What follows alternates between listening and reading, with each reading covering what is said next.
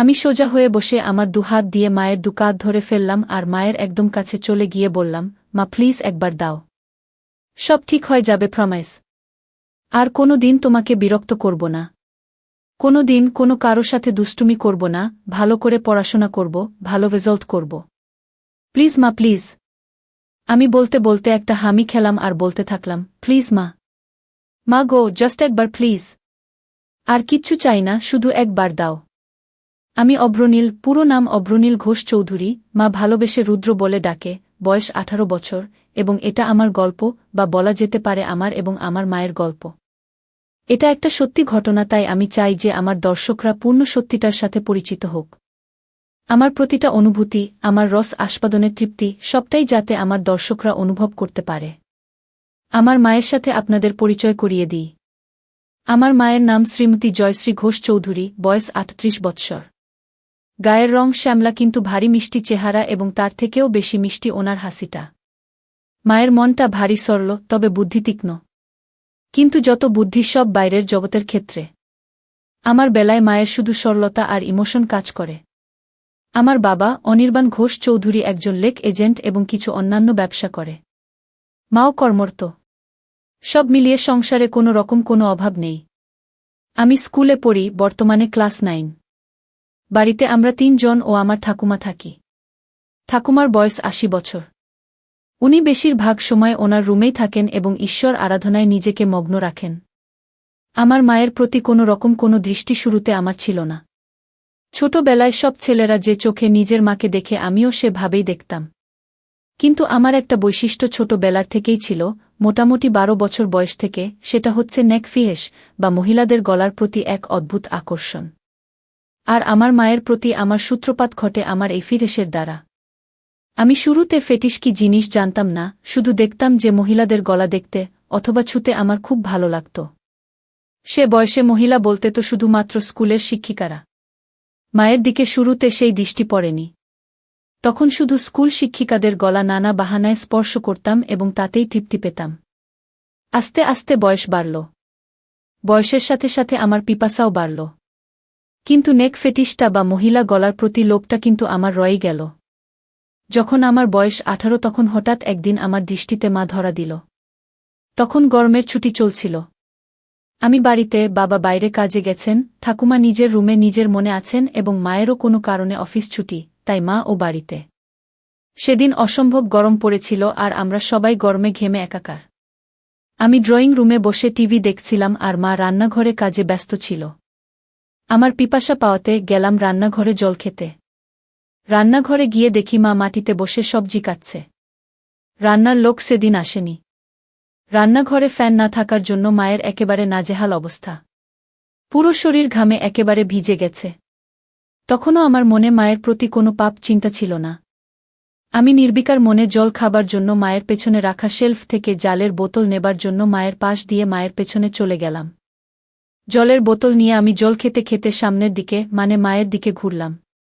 মা আমার ঠিক সামনে বসে সবজি কাটছিল আর আমি একদম মায়ের পেছনে। আমাদের রান্নাঘরটা ছোট। মায়ের কাছাকাছি দাঁড়ানো সত্ত্বেও এর আগেই কোনোদিন কোনো পাপ চিন্তা আমার মনে আসেনি। কিন্তু সেদিন জল খেতে খেতে হঠাৎ কি মনে হলো, একবার নিচে মায়ের দিকে তাকালাম। দেখে আমি আর থাকতে পারলাম না, অনুভব করলাম আমার ওটা দাঁড়িয়ে পড়েছে। সেদিনই তখন জীবনে প্রথমবার আমার মনে আমার মাকে নিয়ে লোভ জন্মাল। আমি ভাবতে থাকলাম, আমি আমার স্কুল শিক্ষিকাদের ক্ষেত্রে যেরকম বাহানা দিয়ে ওনাদের স্পর্শ করতাম, সেরকম একটা বাহানা করতে থাকলাম মনে মনে। এক সময় আমি মাকে বলে উঠলাম, মা, মা বল কি হয়েছে? মা তোমার গলায় কি একটা আছে? মা আমার গলায়? আমার গলায় আবার কি থাকবে? না মা, তোমার গলায় কি একটা লেগে আছে। মা, কই, বলে মা নিজের হাত দিয়ে একটু নিজের গলাটা পরিষ্কার করার চেষ্টা করল। এদিকে আমি তো নিজেকে সামলাতে পারছিলাম না। আমি বললাম, হয়নি মা, এখনও লেগে আছে। মা নিজের ঘামে ভেজা গলা আর ঘাড় হাত দিয়ে মুছতে মুছতে বলল, এখনও আছে? কি লেগে আছে রে? আমি দূর থেকে বুঝতে পারছি না। আমাকে তোমার গলার কাছে গিয়ে দেখতে হবে। মনে হয় পিঁপড়ে বা এমনি নোংরা। আমি তোমার গলার কাছে এসে দেখব মা, কি লেগে আছে। মা, আচ্ছা থাক লেগে। আমার গলায় কি লেগে আছে না আছে তোকে দেখতে হবে না। তুই পড়তে বসগে, যা। শুধু পড়ায় ফাঁকি দেয়া। সকাল থেকে তো পড়তেই বসলি না। আমার মনটা খারাপ হয়ে গেল। ভাবছিলাম এই সুযোগটা হাতছাড়া হয়ে গেল বুঝি। কিছু একটা করতে হবে। আমি বললাম, হ্যাঁ যাচ্ছি পড়তে, কিন্তু তোমার গলায় ওটা লেগেই থাকবে? দেখতে কেমন একটা লাগছে। মা, কি এমন লেগে আছে রে? কি? এই বলে মা আবার নিজের দুহাত দিয়ে নিজের গলাটা ভালো করে ম্যাসেজ করার মতো ডোলে পরিষ্কার করার চেষ্টা করল। আমি, উহু, এখনো লেগে আছে, যায়নি। আসলে তোমার গলাটা ঘামে ভিজে আছে তো তাই বোধহয় যাচ্ছে না।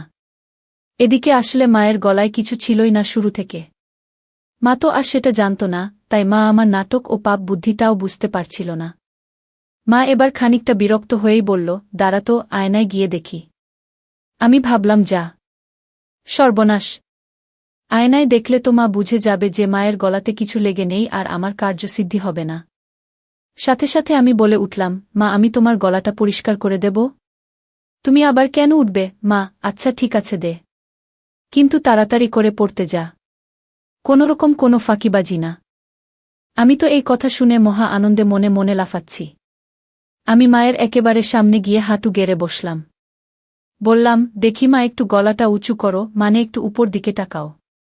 মা আমার কথা মতন একটু মাথা উঁচু করল। আমার সামনে আমার মা তার গলাটা সমর্পণ করে দিল, ঠিক যেন একটি হরিণ নিজেকে একটি ক্ষুধার্ত সিংহের সামনে সমর্পণ করে দিচ্ছে। মায়ের গলায় কোনো তিল নেই, তবে দেখলাম মায়ের ডান ঘাড়ে একটা ছোট্ট বাদামি তিল আছে। গলার মাঝখান দিয়ে দুটো রেখা চলে গেছে পাশাপাশি, মানে দুটো গলার ভাঁজ আর কি। আমি কাপা কাপা হাতে মায়ের গলা স্পর্শ করলাম। প্রথমে আস্তে করে। ছুতেই অনুভব হলো যে মায়ের গলাটা কি নরম ও চামড়াটা কি মসৃণ। আমি আর থাকতে পারলাম না, আমার পুরো ডান হাত দিয়ে মায়ের গলাতে বোলাতে লাগলাম। এই সব কিছু কয়েক মিনিটের মধ্যে ঘটে গেল। মা বলল, কি রে হয়েছে? আমি, মা, আরেকটু মাথাটা উঁচু করো, তোমার গলার ভাঁজে আটকে গেছে। গলাটা পুরো স্ট্রেচ না হলে পরিষ্কার হচ্ছে না। এই শুনে মা নিজের মাথাটাকে আরও পেছন দিকে করার চেষ্টা করল। আমি মায়ের থুতনি ধরে আরেকটু উপর দিকে করে দিলাম, যাতে মায়ের গলাটা পুরোপুরি আমার সামনে মেলা থাকে। আমি তাকিয়ে একবার দেখে নিলাম যে মায়ের দৃষ্টি ওপরে ছাদের দিকে, মানে আমি সামনে। মায়ের গলা নিয়ে কি করছি মা দেখতে পারবে না। আমি বললাম, মা, আমি একটু তোমার গলার কাছে এসে ফু দিচ্ছি, যাতে তাড়াতাড়ি পরিষ্কার হয়ে যায়, ঠিক আছে? মা, আচ্ছা ঠিক আছে, যা করার তাড়াতাড়ি কর। আমার অনেক কাজ পড়ে আছে। আমি, হ্যাঁ মা বলে একেবারে মায়ের গলার কাছে নিজের ঠোঁট নিয়ে গেলাম আর মৃদু ফু দিতে থাকলাম মায়ের সারা গলায়।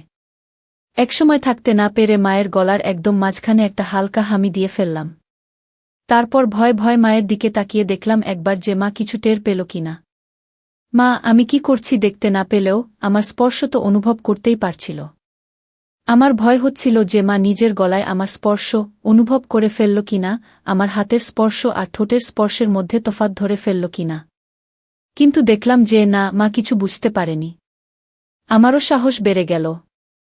মা হঠাৎ নিজের দুহাত দিয়ে আমাকে এক ঝাটকা দিয়ে দূরে ফেলে দিল। হঠাৎ ধাক্কা খেয়ে আমি পেছনে হেলে বসে পড়লাম ও নিজের সম্বিত ফিরে পেলাম। মায়ের দিকে তাকিয়ে দেখি মা গম্ভীর হয়ে নিজের আঁচল ঠিক করছে আর এক হাতে সবজি তুলছে। মা সঙ্গে সঙ্গে একটা হাত দিয়ে নিজের আঁচল নিয়ে নিজের গলাকে ভালো করে মুছে নিল। আমি খানিকটা ভয় পেয়ে বললাম, মা কি হলো? মা, কি হবে আবার? তুই পড়তে যা। আমি, না মানে তোমার গলা পরিষ্কার করছিলাম, তুমি হঠাৎ ধাক্কা দিলে। মা বড় বড় চোখে আমার দিকে তাকিয়ে একটু গম্ভীর হয়ে বলল, তোর পড়ায় ফাঁকি দেয়ার বাহানা কি আমি বুঝি না মনে করেছিস? সকাল থেকে এক লাইনও পারিসনি। যা পড়তে বস। আমি, কিন্তু তোমার গলাতে তো এখনো একটু লেগে আছে। মা, লেগে থাক আমার গলাতে যা খুশি। তোকে আমার গলার দিকে খেয়াল রাখতে হবে না। আমি একটু পরে স্নান করতে যাব, তখন এমনিতেই পরিষ্কার হয়ে যাবে। আমি একটু মনে মনে ভয় পেলাম। তাহলে কি মা বুঝে গেল আমার মনের পাপ? এই ভাবতে ভাবতে আমি আস্তে আস্তে মুখ নিচু করে চলে যেতে লাগলাম। তক্ষুনি মা আমার পেছন থেকে মিষ্টি গলায় বলে উঠল, কষ্ট পাসনে বাবা, আমি তো তোর ভালো জন্যই বলি। আমি বুঝি তোর বয়সে পড়তে ইচ্ছে না হওয়াটাই স্বাভাবিক, মন শুধু ফাঁকি দিতে চায়। কিন্তু বাবা, পড়াশোনা না করলে তো ভবিষ্যৎ অন্ধকার। আমার আর বুঝতে বাকি রইল না যে আমার অতীব সরল মা আমার মনের ভেতর কি পাপ চলছে তা একটুকুও বুঝতে পারেনি। আমি নিশ্চিন্ত হয়ে বললাম, মা সরি, তুমি চিন্তা করো না, আমি ভালো করে পড়াশোনা করব। আমার কথা শুনে মায়ের মুখে একটা মিষ্টি হাসি ফুটে উঠল, আর আমিও রান্নাঘর থেকে চলে গেলাম। অল্পটুকু স্বাদ পাওয়ার পর থেকে আমার মন পাপ চিন্তায় ভরে উঠল। যেই মহিলাকে আমি এতদিন শুধু মা হিসেবে পুজো করে এসেছি, সেই মহিলা, সেই নারী এখন আমার কাছে একটা তৃপ্তির দেহ মাত্র, যেটা দিয়ে আমার বাসনার পিপাসা তৃপ্ত মিটাতে পারব। আমার মন তৎপর হয়ে উঠল। মা শব্দটা আমার কাছে একটি দারুণ অনুভূতির শব্দ হয়ে উঠল।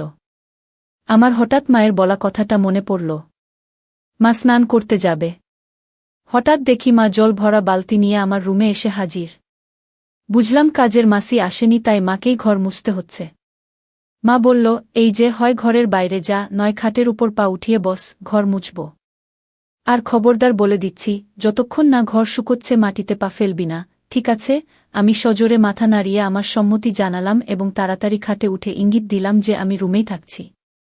মা নিজের শাড়ির আঁচল কোমরে গুজে হাঁটু গেড়ে বসে পড়ল এবং নিজের মতো ঘর মোছা শুরু করল। আমার খাটে সব সময় একটা পড়ার বই খোলাই থাকে, তখনও ছিল, আর ওটাই আমাকে তখন বাঁচাল, নয়তো আবার পড়াশোনায় ফাঁকি দেওয়ার জন্য মায়ের বকুনি খেতে হতো। আমি বইটা নিয়ে পড়ার ভান করতে লাগলাম। কয়েক সেকেন্ড পর একবার আর চোখে মায়ের দিকে তাকালাম। তাকিয়ে যা দেখলাম তাতে আমার চক্ষু ছানাবড়া হয়ে গেল। ঘরে ফ্যান চলা সত্ত্বেও মা তখনও ঘামছে।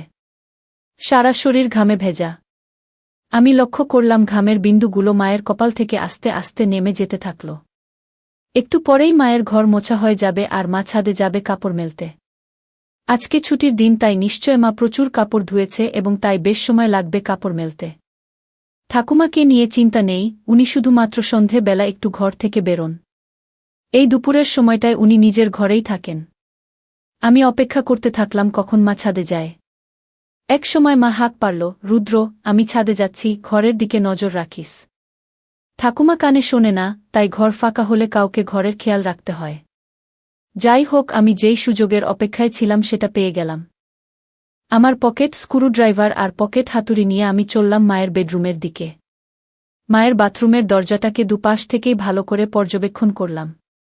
প্রথমবারে কোনো ফুটো পেলাম না। মনটা একটু খারাপ হলো। এই ভারী কাঠের দরজায় তো আর এই পলকা দিয়ে এত কম সময়ে নতুন করে ফুটো করা যাবে না। কিন্তু আমি আবার বিশ্বাস নিয়ে খোঁজ শুরু করলাম। অবশেষে দেখলাম যে দরজার ভেতর দিক থেকে একটা ছিদ্র শুরু হয়েছে, কিন্তু সেটা এখনও এপার ওপার হয়নি। আমি সঙ্গে সঙ্গে আমার হাতিয়ার দিয়ে ফুটোটাকে বড় এবং সম্পূর্ণ করতে লেগে গেলাম। সফল হওয়ার পর ফুটো দিয়ে দেখলাম যে পুরো বাথরুমের ভেতরটাই পরিষ্কার দেখা যাচ্ছে। আমি আনন্দে আত্মহারা হয়ে উঠলাম। আমি মায়ের বেডরুম থেকে যাওয়ার আগে ফুটোটাকে সাময়িকভাবে একটা ছোট্ট কাঠের টুকরো দিয়ে বন্ধ করে আসলাম, যাতে মায়ের সন্দেহ না হয়। এরপর অপেক্ষা করতে থাকলাম কখন মা স্নানে যায়। এক সময় মা ছাদ থেকে আসলো এবং আমি স্নানে গেলাম বলে সোজা বেডরুমে চলে গেল। মা নিজের বেডরুমের দরজা ভেতর থেকে বন্ধ করতে যাচ্ছিল, তখন আমি বিপদ দেখে বলে উঠলাম, মা, রুমের দরজা বন্ধ করো না, যদি আমার কিছু লাগে। মা, আমাদের রুমে আবার তোর কি কাজ? আমি, না মানে, দরকার তো পড়তেই পারে। তোমার ও তো দরকার পড়তে পারে। হঠাৎ যদি কিছু লাগে তোমার, যেমন সাবান বা কিছু। কখন কি দরকার পড়ে কেউ বলতে পারে। বাথরুমের দরজা তো আর খোলা রাখতে বলছি না, রুমের দরজাটাকে খোলা রাখতে বলছি। আমি খানিকটা ঠাট্টা করে বললাম।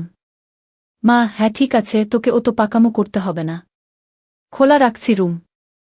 বাড়ির দিকে খেয়াল রাখিস। আমি গেলাম স্নানে। আচ্ছা মা। মা বাথরুমে ঢোকার 2 সেকেন্ডের মধ্যে আমি মায়ের রুমে ঢুকে একেবারে বাথরুমের দরজার সামনে চলে গেলাম। স্ক্রু ড্রাইভার দিয়ে খুঁচিয়ে দরজার ফুটোটার থেকে কাঠের টুকরোটা বের করতে আমার বেশি সময় লাগল না।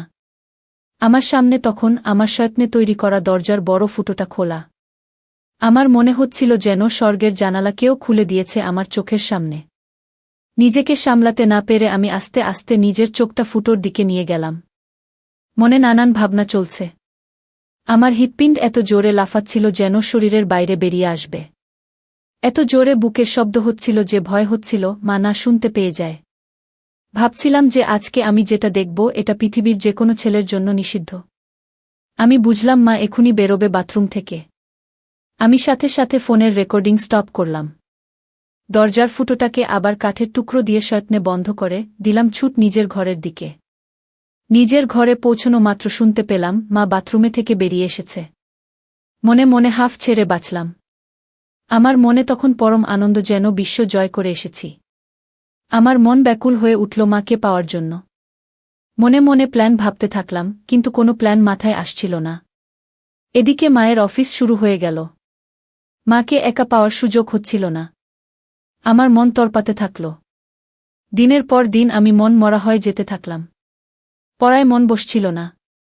টিউশন টিচারের কাছ থেকে আমার নামে নালিশও আসে মায়ের কাছে। মা আমাকে নিয়ে একদিন বাবার সাথে সন্ধে বেলা বসে জিজ্ঞেস করে কি হয়েছে আমার, বোঝায় ভালো করে পড়তে। কিন্তু আমি কি আর আসল কারণটা বলতে পারি, তাই চুপ করে বাবা মায়ের কথা শুনি এবং হজম করি। এভাবে বেশ কিছু দিন কেটে যায়, আমার মানসিক ও শারীরিক পরিস্থিতির উন্নতি হয় না। মা বাবাও হাল ছেড়ে দেয়, বোধহয় ভেবেছিল যে স্কুল খুললে রুটিন চলা শুরু হবে, তখন সব ঠিক হয়ে যাবে আমার। কিন্তু একমাত্র আমিই জানি আমার কিসে উন্নতি হবে। এভাবে প্রায় এক যায়। আমি আমার 15তম জন্মদিন পার করি। আমি আর নিজেকে শান্ত রাখতে পারতাম না। মাকে ধরার সময় নিয়ন্ত্রণ হারিয়ে মায়ের গলায় কামড়ে দিলাম। অমনি মা আমাকে ঠেলে সরিয়ে দিয়ে বলল, শর্ত রুদ্র, বেয়াদব কথাকার, আজকাল একটু বেশিই গায়ে পড়ছিস। আমার এসব ভালো লাগে না। গরমের মধ্যে গা ঘেঁষাঘেঁষি। আগে তো এরম করতিস না তুই। আমি কি যে বলো মা। কেন, আমি তো তোমাকে আদর করে আগেও ধরতাম। মাসে যাই হোক, হেফতে ওই হিন্দি আর ইংরেজি সিরিয়াল সিনেমা দেখে তোর এইসব ভীমরতি চেপেছে। আমাদের বাঙালিদের মধ্যে ছেলেরা বড় হয়ে গেলে মায়ের থেকে দূরে দূরে থাকে, এরম গা ঘেঁষাঘেঁষি করে না।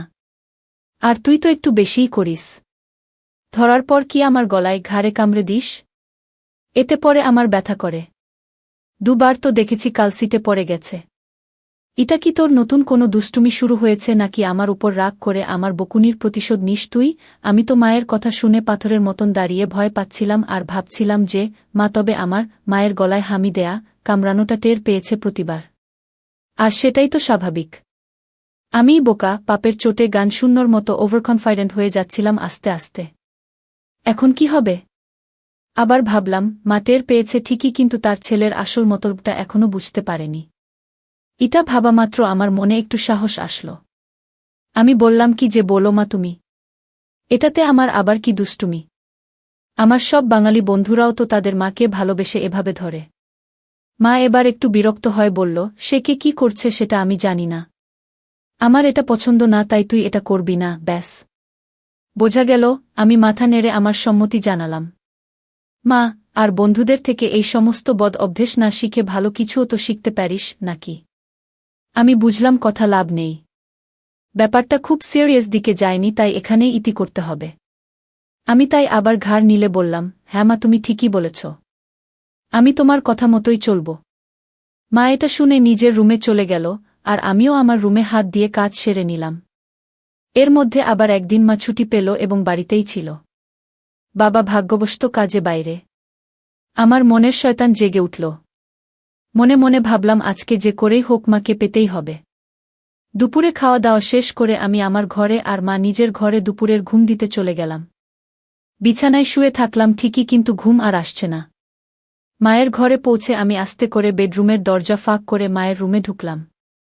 ঢুকে দেখি মা বিছানার একদম একধারে এসে দরজার দিকে পাশ ফিরে শুয়ে আছে। আমিও এবার নিশ্চিন্ত হয়ে মায়ের পাশে খাটের উপর বসলাম। মা বা দিকে কাত হয়ে শুয়েছিল। আমি এবার সাহস করে মায়ের গলার একদম কাছে চলে গেলাম। কিন্তু বিপদ ঘটল তারপরেই। মায়ের ঘুম সাথে সাথে ভেঙে গেল, আর মা আমাকে ধাক্কা মেরে ফেলে বিছানায় উঠে বসল। মা, কি রে বাবা, তুই কি করছিলিস আমার কাছে এসে? আমি আমতা করতে করতে বললাম, কই মা, কিছু না তো। মা একটু রেগে গিয়ে বলল, কিছু না তো মানে? রুদ্র, দেখ, ভালো চাস তো সত্যি কথা বল। কি করছিলি তুই আমার এত কাছে এসে? আমি কোথায় মা? না না, আমি কোথায় তোমার কাছে ছিলাম? আমি তো তোমার পাশে খাটে বসেছিলাম। আমার আসলে ঘুম আসছিল না, তাই তোমার সাথে গল্প করতে এসেছিলাম। এসে দেখি তুমি ঘুমোচ্ছ, তাই তোমার কাছে বিছানায় সবে একটু বসেছিলাম। ভাবলাম যদি তুমি একটু জেগে থাকো তাহলে আমার সাড়া পেয়ে উঠবে। কিন্তু আমার এত সুন্দর মসৃণ বানানো গল্প মায়ের একটুকুও বিশ্বাস হল না। মা জোরে বলে উঠল, মিথ্যে কথা বলিস না। তোর গরম নিঃশ্বাস আমি আমার ঘাড়ে অনুভব করেছি। বল, কি করছিলি তুই? আমি বললাম, মা, আমি তোমার কাছে কিছু লুকোব না। আমি তোমাকে খুব ভালোবাসি, কিন্তু আমি জানি না কেন আমার তোমার প্রতি একটা অদ্ভুত আসক্তি আছে। আমার কথা তখনও শেষও হয়নি, মা আমার গালে সপাটে এক থাপ্পড় মারল। আমি প্রায় মাথা ঘুরে বিছানায় লুটিয়ে পড়লাম। মা, তোর লজ্জা করছে না রুদ্র, তোর মাকে এগুলো কথা বলতে? আমি তোর মা। তোকে জন্ম দিয়েছি। মা মানে বুঝিস জানোয়ার? হায় ভগবান, এগুলো কথা তো আমি তোর বাবাকেও বলতে পারব না। তোর বাবা তো আর তোকে মারতে পারবে না, নিজেই হয়তো মরে যাবে। আমি কাঁদতে কাঁদতে বললাম, মা আমাকে ক্ষমা করে দাও, কিন্তু তোমাকে না পেলে আমার জীবন বৃথা। আমি জানি না কেন সব সময় শুধু তোমার কামনা আমার মন জুড়ে থাকে। আমার পড়ায় মন বসছে না, রেজাল্ট খারাপ হচ্ছে, এমনকি আমার শরীর ভালো নেই। তুমি তো সবই জানো মা। বিশ্বাস করো, আমি অনেক চেষ্টা করেছি, কিন্তু কিছুতেই তোমাকে পাওয়ার ইচ্ছেটাকে মন থেকে বের করতে পারিনি। আমি সাইকিয়াট্রিস্টের কাছেও গিয়েছি, কিন্তু তাদের কাছেও এর কোনো ট্রিটমেন্ট নেই। আমার অন্য কোনো মেয়েকে দেখলে এমন অনুভূতি হয় না যেমন তোমাকে দেখলে হয়। আমি কি করব বলো মা? মা, থাম রুদ্র, থাম। দোহাই তোকে, তুই চুপ কর। আমার কান আর নিতে পারছে না। আমি চুপ করে নিচের দিকে তাকিয়ে থাকলাম। খানিকক্ষণ পর মাকে একটু শান্ত দেখলাম। বলল, রুদ্র বাবা শোনো, এটা হয়তো একটা বয়সের প্রবলেম। তুই চেষ্টা কর, দেখবি সময়ের সাথে ঠিক হয়ে যাবে। আমি সাহস করে বললাম, না মা, আমার তোমার প্রতি বাসনা ততদিন কমবে না যতদিন না আমি তোমাকে পুরোপুরিভাবে পাব। মা, তুই একটু বড় হয় যা, তোকে তাড়াতাড়ি বিয়ে দিয়ে দেব। কেন এই বুড়ি মায়ের পেছনে পড়েছিস বাবা? আমার মনে হলো এইবার বোধহয় মায়ের মাতিসুল ভাব জেগে উঠেছে। যেটা চায় যে তার সন্তান সব সময় সুখে থাকে, ভালো থাক। আমি ভাবলাম আমাকে মায়ের এই মনের ভাবকে কাজে লাগাতেই হবে। এই আমার অন্তিম সুযোগ। আমি সাথে সাথে মায়ের পা ধরে বললাম, মা আমাকে একবার তোমার সাথে দাও। আমার আর এই জ্বালা সহ্য হচ্ছে না মা। মা প্লিজ। মা অল্প অল্প কাঁদতে কাঁদতে বলল, বাবা এ হয় না। আমি তোর জন্মদাত্রী মা। তুই এখন ছোট, তাই তুই কি চাইছিস সেটা বুঝতে পারছিস না। এটা হয় না বাবা, প্লিজ বোঝ। আমি খেয়াল করলাম যে মায়ের মুখে আর রাগের কোনো চিহ্ন নেই। মা পুরো ইমোশনাল হয়ে আছে। আমি মনে মনে ভাবলাম, এখনই খেলতে হবে। আমি সোজা হয়ে বসে আমার দুহাত দিয়ে মায়ের দুকাঁধ ধরে ফেললাম আর মায়ের একদম কাছে চলে গিয়ে বললাম, মা প্লিজ একবার দাও। সব ঠিক হয়ে যাবে, প্রমিস। আর কোনো দিন তোমাকে বিরক্ত করব না।